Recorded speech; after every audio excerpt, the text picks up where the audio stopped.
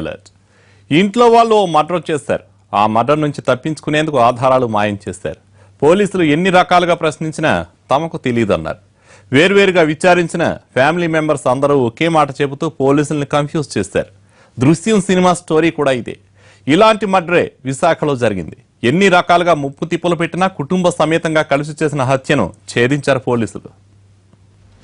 స్థలం విశాఖలోని అల్లీపురం మార్కెట్. సమయం ఫిబ్రవరి 14 ఉదయం 10 గంటలు. పొద్దున్నే అందర్నీ ఆప్యాయంగా పలకరించే మాజీ కార్పొరేటర్ సత్యవతి బారెడు పొద్దెక్కినా ఇంట్లోంచి బయటకు రాలేదు. గది బయట నుంచి పిలిచినా ఉలుకు లేదు, పలుకు లేదు.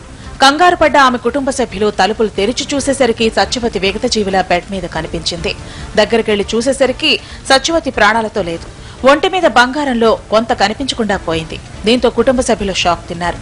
విషయం క్షణాల్లో చుట్టుపక్కలంతా తెలియడంతో అల్లీపురం మార్కెట్ ప్రాంతం ఒక్కసారిగా ఉలిక్కిపడింది. సమాచారం అందుకున్న పోలీసులు డాగ్ స్క్వాడ్ క్లూస్ టీంతో రంగంలోకి దిగారు. హత్య చేసినట్టు పోలీసులకు ఎలాంటి ఆధారాలు లభించలేదు. దీంతో ఈ కేసు సవాల్గా మారింది.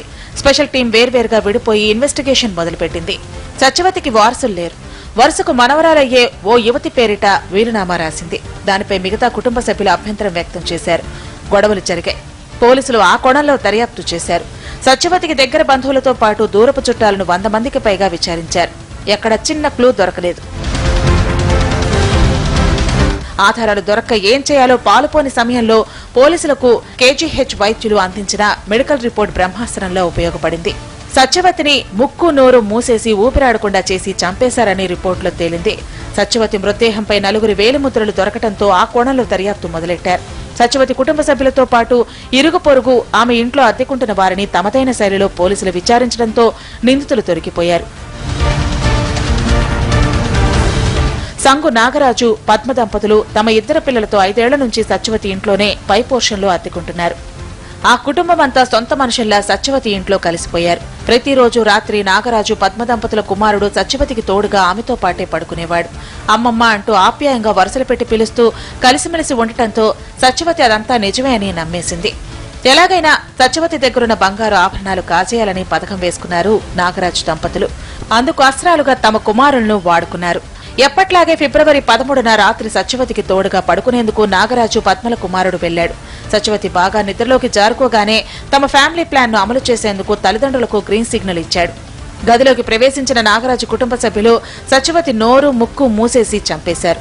సత్యవతి చనిపోయిందని నిర్ధారించుకున్న తర్వాత ఆమె ఒంటి మీద ఉన్న గాజుల్లో కొన్నింటిని, మెడలోని గొలుసుతో పాటు 10,500 నగదును కాచేసి గుట్టుచప్పుడు కాకుండా తమ ఇంట్లోకి వెళ్లిపోయారు. ఉదయం సత్యవతి డెడ్ బాడీని చూసి 4 దొంగ ఏడుపులు ఏడ్చేశారు. ఫామ్ చేయడం జరిగింది. ఏడీసీపీ క్రైమ్ కింద కొన్ని మంచి ఆఫీసర్స్ కు తీసుకొచ్చి మనం ఒక స్పెషల్ టీం ఫామ్ చేశాము. చాలా యాంగిల్ నుంచి వెరిఫై చేసాము మనమే. అండ్ వెరిఫై చేసిన తర్వాత with a very brilliant kind of work మనమే కేసుకి డిటెక్షన్ అయింది. విదిన్ 3-4 days లోపల మనమే కేసుకు డిటెక్ట్ చేసాము. మెడికల్ రిపోర్ట్ సాయంతో మర్డర్ మిస్టరీని ఛేదించారు పోలీసులు. దృశ్యం సినిమాలో లాగా 3 రోజుల నిందితులంతా ఒకే సమాధానం చెప్పి కాకిలకు విసుగు తెప్పించారు. కానీ పోలీసులు తమ దగ్గరున్న అస్త్రాలన్నీ ఉపయోగించుకోవడంతో నిజం ఒప్పుకున్నారు. నాగరాజు, అతని భార్య పద్మతో పాటు వారి కుమారులను అరెస్ట్ చేశారు. నిందితుల నుంచి 9 తులాల బంగారు చైన్తో పాటు 4 బంగారు గాజులు, 10,500 నగదు స్వాధీనం చేసుకున్నారు. సో ఈ చిన్న బాబుకు పడుకుంటానికి పంపించేశారు అది ఇంటికి, ఇది డిసీజ్ దగ్గర. ఒక మొబైల్ ఫోన్ ఇచ్చేసి విత్ ఇన్స్ట్రక్షన్ దట్ ఇది పడుకున్న తర్వాత కొంచెం అది డోర్ ఓపెన్ గా పెట్టండి. సో ఈయన ఇలాగా మొత్తం కన్స్పిరసీలో ప్లాన్ చేసి కింద పడుకున్నప్పుడు నైట్ కు ఇది డోర్ ఓపెన్ పెట్టారు. మరి అన్ని అక్యూజ్డ్ కింద వచ్చేసి దే కేమ్ అండ్ స్మోదర్డ్, కింద వచ్చేసి ఇది అమ్మకు చంపేశారు. చంపేసిన తర్వాత హ్యాండ్ నుంచి బ్యాంగిల్ తీసుకొచ్చి అండ్ గోల్డ్ చైన్ తీసుకొచ్చి మళ్ళీ పైన వెళ్ళిపోయారు ఇంటికి. సో అదే మోడస్ ఆపరెండితో మొత్తం ఆఫెన్స్ జరిగింది. మొత్తానికి విశాఖలో సంచలనం రేపిన టీడీపీ మాజీ కార్పొరేటర్ చల్లా సత్యవతి మర్డర్ మిస్టరీ వేడింది. సత్యవతిని చంపేసిన నిందితుల్లో 2 చిన్నారులు కూడా ఉండటం పోలీసులను విస్మయానికి గురిచేసింది.